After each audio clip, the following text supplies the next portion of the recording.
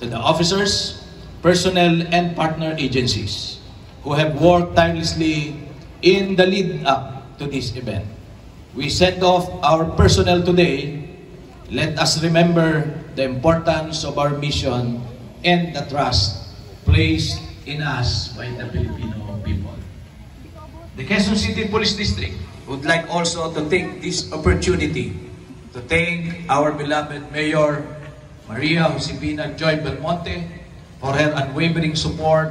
Through her generosity, we have received vital logistical equipment, including 150 motorcycles, 140 mountain bikes, 119 Kevlar helmets composed of ballistic vests and combat helmets and tactical goggles, 1 hobo trap, and other enforcement equipment.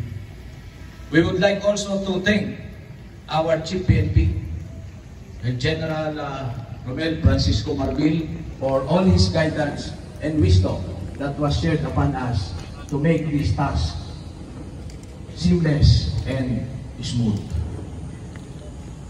Let us perform our duties with integrity, honor, and unyielding commitment to excellence. The safety and security of the President, our guests, and our fellow citizens are our paramount concern.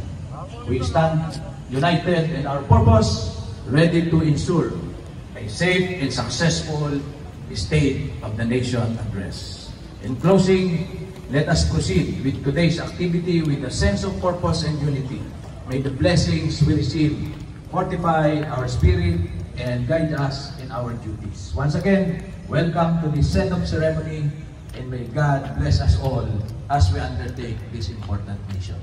Thank you very much. Thank you so much.